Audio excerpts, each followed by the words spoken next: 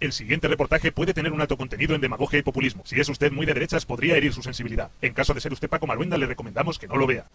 ¿Cómo enfrentarse políticamente a un partido que no tiene a sus espaldas un pasado de corrupción y nepotismo como el PP o el PSOE? Revilla nos da la clave. Cuando no puedes decir de un político que sea un chorizo, ni un vago, pues para desprestigiarle, pues que es un demagogo, que es una palabra, pues claro, que ahí cabe todo, ¿no? Correcto. Es un demagogo. Contra un discurso razonable, la mejor defensa es calificarlo de demagogia y populismo. Una izquierda que se mueve entre el populismo bolivariano de un telepredicador. Después de este discurso demagógico de izquierda radical, ¿no? Todos frente a los populismos.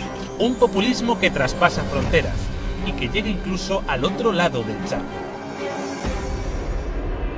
El problema esencial es la supremacía total del capital sobre los seres humanos. Les presento a Rafael Correa, presidente de Ecuador y demagogo profesional. Solamente refleja la supremacía absoluta del capital y básicamente el capital financiero sobre los seres humanos.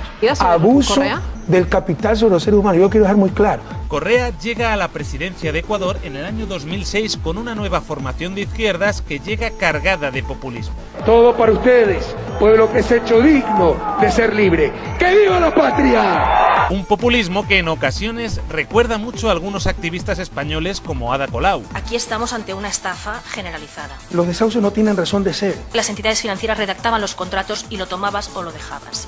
Claro, la gente necesitaba una vivienda, no tenía esa libre opción que decíamos antes. Además de, al no constituir dación de pago, en principio una garantía debe extinguir la deuda. Ni siquiera está escrito en el contrato que si las subastas quedaban desiertas, la ley española preveía que no se respondiera solo con el bien hipotecado, sino que la deuda te podía perseguir de por vida. Y se evaluó la casa en 200.000 euros. Con tasaciones completamente infladas. Casa valorada por el propio banco. Con unas tasadoras que imponía siempre la entidad financiera. Cuando no se podía pagar la deuda, el banco retira la casa, pero ahora resulta que se valora en 50.000 euros. Las familias quedan sin casa y con deuda, probablemente para toda la vida. Por lo tanto, una vez más, estamos en un desequilibrio manifiesto de responsabilidades. Porque un principio ético nos dice que el riesgo debe recaer sobre el capital.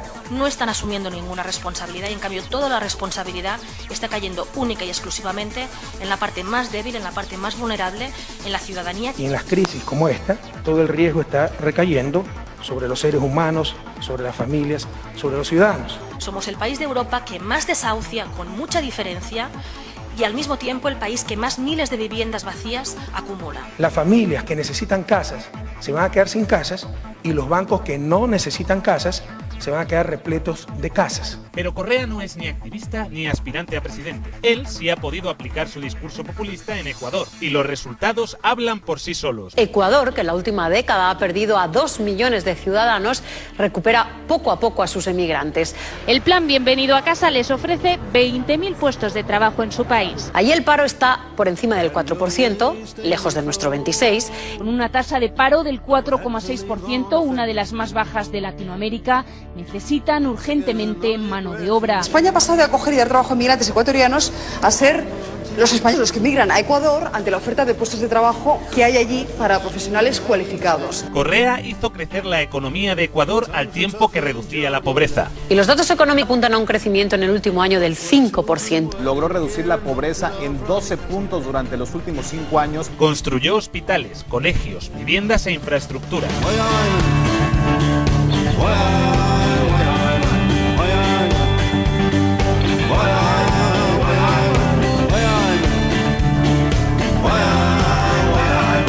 El índice de Gini revela que la desigualdad entre ricos y pobres ha disminuido. El coeficiente que mide la inequidad en el Ecuador pues está tendiendo a una mayor igualdad social. Algo parecido a lo que ha pasado en España, pero al revés. La brecha que se ha abierto entre las personas empobrecidas y las personas que tenemos acceso a bienes y servicios es cada vez mayor. Según ese mismo barómetro, España es el país de la Unión Europea en el que más ha crecido la desigualdad. Desde el 2007, la diferencia entre las rentas más altas y las más bajas se ha incrementado en un 30%. Cuando Rajoy llegó al gobierno, recortó en educación y sanidad con la excusa de que la economía española estaba sumida en una gran depresión. La economía ecuatoriana estaba mucho peor que la española cuando Correa llegó al gobierno. Pero Correa no recortó, hizo todo lo contrario. Cuando usted llegó al poder, usted hizo como una de las primeras medidas triplicar el presupuesto de educación. Era que entiende desarrollo, de economía, y de derechos.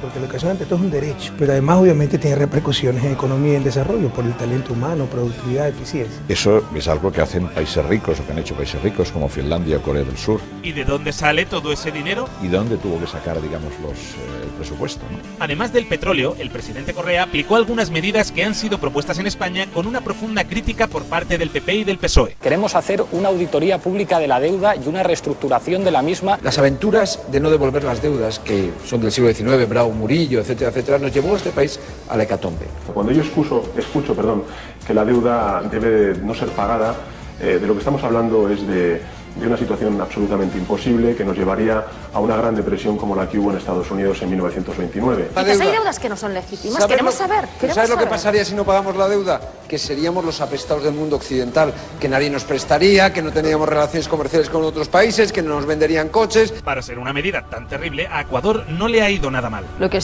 usted hizo directamente es identificar esa deuda que usted considera ilegítima y no pagarla. Nosotros renegociamos nuestra deuda en el 2008, porque a partir de esa crisis, en 10 años, Ecuador pagó en términos netos cerca de $2.000 millones a la banca internacional. Y pese a eso se nos triplicó la deuda. Se demostró que eso era absolutamente ilegítimo e ilegal y por eso mismo no pagamos y recompramos la deuda a precio mercado. Otra de sus medidas para obtener dinero también suena de lo más populista. Una reforma fiscal para que paguen los ricos, lo que no han querido hacer ni el PP ni el PSOE. Hemos triplicado la recaudación de impuestos, triplicado. Y no aumentando impuestos, de hecho hemos eliminado o reducido muchos impuestos, ¿no? Es por eficiencia en la recaudación y lucha anticorrupción, se ha triplicado. El presidente Correa es una prueba palpable de que una política más justa no solo es viable, sino que además es mejor. Banquero es ese tipo que te presta el paraguas cuando hace sol y te lo quita cuando empieza a llover. Tanto es así que Ecuador no ha dejado de subir puestos en el Índice de Desarrollo Humano de las Naciones Unidas, mientras España bajaba 14 puestos en los últimos 6 años. ¿Qué mide este índice? Bueno, pues el desarrollo de un país teniendo en cuenta la salud, la educación y también la riqueza. Además de alcanzar cotas de paro y de malnutrición infantil escandalosas. Es que ahora en desnutrición infantil somos el segundo país por la cola de la Unión Europea, ¿verdad? Todo esto mientras Ecuador prospera. Aquí va a estar la primera universidad científico-tecnológica experimental. Estos son los logros de un presidente demagogo y populista. Los datos que la casta no quiere que conozcáis. Se ha reducido la desigualdad, se ha reducido la tasa de paro, prohibieron las comisiones en los cajeros automáticos y fueron capaces de disciplinar comportamientos abusivos del sector financiero. Sin embargo, a pesar de que España no ha dejado de caer en los últimos años y Ecuador no ha dejado de subir, España aún está muy por encima de Ecuador en el índice de desarrollo humano. Imaginen en qué podría convertirse España con un buen presidente como Correa. Yo solo les digo, no repitan los mismos errores que nosotros cometimos. Esta crisis es calco y copia de la crisis de la deuda a inicio de los 80 en América Latina. El PP y el PSOE nos dirán que esto es una utopía, que el discurso es demagógico y populista, y están dispuestos a llegar más lejos aún con tal de no perder sus privilegios. Podemos está con el chavismo, está con el castrismo y está con ETA. Habrán oído relacionar a Podemos y a Pablo Iglesias o a la plataforma de afectados por la hipoteca y a Ada Colau con el terrorismo de ETA. Fue el apoyar a una manifestación a favor de los presos de ETA en Bilbao. Pablo Iglesias apoya a ETA, no lo digo yo, está en un vídeo. Ese grupo supuestamente en defensa de los desahucios, parece que tienen también ciertas inquietudes de apoyos a grupos filoetarras o proetarras. A Rafael Correa también se le ha querido relacionar con el terrorismo. Un video de él es el Mono Jojoy, uno de los máximos dirigentes de la organización de las FARC. El Mono de Jojoy asegura que le dio dinero en dólares a la campaña del presidente de Ecuador, Rafael Correa. Podemos tuvo que desmentir su relación con ETA. Podemos condena la actividad de ETA. Y Rafael Correa tuvo que desmentir su relación con las FARC. Lo que empieza es una campaña diciendo que nosotros apoyamos a la FARC. Por eso he dicho muy claramente, nos ponemos ante 1, 10, 100 detectores de mentira cada uno, para ver si yo conozco a alguien de la FARC, porque ni siquiera conozco a alguien de la FARC. La crítica es tan desmesurada que algunos medios incluso le llegaron a acusar de genocida. A esto le llamaron opinión. El dictador debería recordar, por último, esto es muy importante, que con el indulto en el futuro nuevo presidente, quizá enemigo suyo, podría llevarle a una corte penal por haber ordenado fuego a discreción y sin previo aviso contra un hospital lleno de civiles y gente inocente. ¿Le suena esto de algo? El señor Monedero y el señor Iglesias en unas condiciones X me matarían a mí, nos matarían a mucha gente sin ningún problema. Matarían a gente y matarán a gente si tienen posibilidad de matar a gente y matarla gratis porque están en el poder o porque están cerca del poder o porque el poder les protege, matarán a gente también por cuestiones políticas. Ellos, no me cabe la menor duda. Y por supuesto, no podía faltar Venezuela. Está a favor del régimen bolivariano chavista hoy de Maduro en Venezuela. El programa de Pablo Iglesias de Podemos, de que hacia dónde nos conduce. ¿El modelo es el de Venezuela? ¿Hay mucha democracia en Venezuela? Correa es un reconocido chavista. Seguiremos trabajando por tus sueños, por tus ilusiones. Hasta siempre, comandante Hugo Rafael Chávez Frías. El régimen cubano también es castrista. La no participación de Cuba es por el bloqueo de Estados Unidos. ¿Cómo América Latina del siglo XXI, con todos los procesos de integración, todos los avances, todavía aceptamos esa clase de bloqueo? Estaría muy bien que los Estados Unidos aflojaran el bloqueo para que se pudieran producir una serie de cambios políticos en Cuba que todos deseamos. Sin embargo, Ecuador no se ha convertido en una dictadura, ni en un régimen totalitario, ni han pasado todas esas gilipolleces que Esperanza Aguirre o Germán Terch dicen que pasarían en España si gobernara un partido como Podemos. Y ya que estamos con comparaciones, vean cómo Correa no parece tener miedo a los medios de comunicación. Le agradecemos mucho el tiempo que ha Anita dedicado. Pastor? ¿Perdón? ¿Qué pasó con Anita Pastor? ¿Ah? Ya no está. En España no teme enfrentarse a periodistas incisivas como Ana Pastor. En un Estado de Derecho, mi querida Anita. No estoy acostumbrada ni a responder preguntas en las entrevistas ni a que me llamen Anita, ya se lo digo. Y vean este fragmento de entrevista en Guayaquil con la periodista Tania Tinoco. Creo que la opinión o la percepción que hay es que usted no está cumpliendo con la ciudad. Está utilizando dinero de su bolsillo, pero está utilizando los recursos del Estado. ¿Me puede decir en qué estoy utilizando los recursos del Estado? Por ejemplo, no yo creo que para la gente es obvio que se utilizan recursos del Estado. Demuéstrenmelo. Ya el hecho de que vayan personas con carteles del sí, es muy difícil creer que todas esas personas que están allí es gratis. Yo se puedo percibir lo que pasa también, señor presidente. No solamente usted se vuelve un presidente intolerante. Os invito a verla entera en YouTube para que podáis comprobar que ningún presidente de gobierno español habría aguantado una entrevista así. Quizá Correa no tenga miedo a los medios porque tiene la conciencia tranquila, porque sabe que lo está haciendo bien. Nada que ver con nuestro actual presidente de España, Mariano Rajoy. Permaneceré en un lugar seguro y me relacionaré con el mundo de este modo.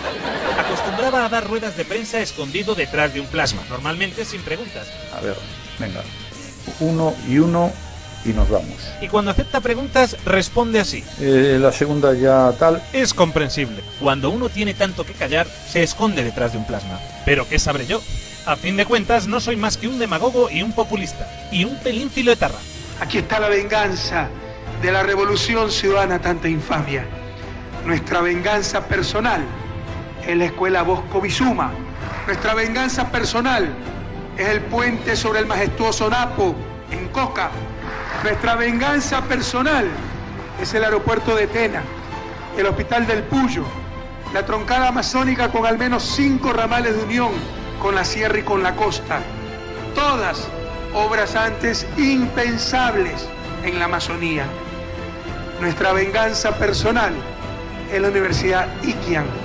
Las becas para nuestros jóvenes, los estudiantes amazónicos preparándose en medicina en Cuba. Esta maravillosa comunidad del milenio. Por supuesto que juntos podemos.